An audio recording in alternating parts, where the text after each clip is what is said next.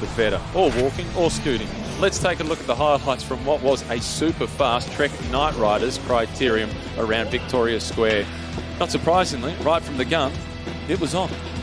It was a fast, aggressive race, and it had just a little bit of everything. Unfortunately, it had a little bit too much of crashes. It doesn't matter how many there are always too many. But off the start line, focus on Richie Port because of everything he's done here in South Australia over his career. And as he says, retiring this year, this will be the last one.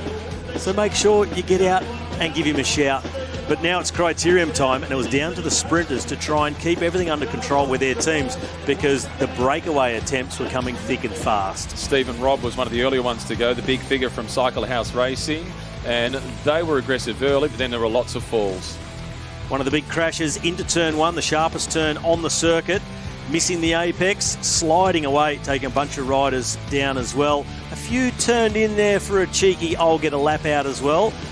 Luckily for them, were able to continue the race. What also continued were the constant attacks. Mackenzie Edwardson was one of those, riding aggressively. Non-stop attacking. Dylan George was very good. I'm looking forward to seeing him over the next few days of racing, the Santos Festival of Cycling. He's part of Team Garmin Australia, and what an opportunity for him to race alongside Richie Port in his final and Luke Platt, the emerging star.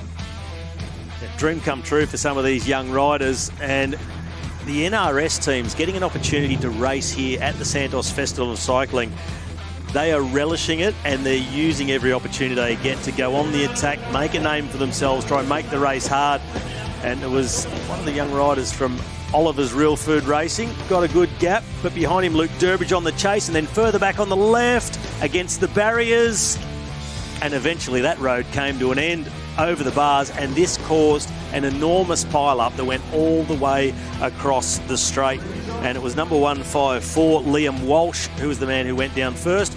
Neutralised race. And how relieved were we to see him get up? Extremely relieved. It wasn't long though. It was good to see the riders get back up very fast, and very fast was the start after the neutralised was cancelled. Very fast was the key phrase for the rest of the race. They just picked up where they left off. It was race on, and the attacks just continued to come. Dylan Sunderland, he was aggressive right throughout the race and tried yet another break along with Ben Hill. He loves a breakaway. He cannot hold himself back. Neither of those guys will be holding themselves back over the next three stages. Coming to the intermediate sprint, it was Hill getting the better of Dylan Sunderland, and it was JP Vandermeer in third position as they were getting towards the business end of the race. And the bell sounded, and it was on Inform Team X-Mate.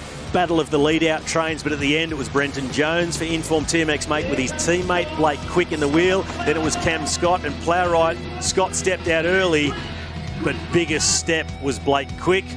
Quick by name, quick by nature. 4 wins out of 5 this season, and what a way to start here at the Santos Festival of Cycling. As Blake celebrates, the presentation for the victory is being delayed ever so slightly. The race officials, the commissaires, the umpires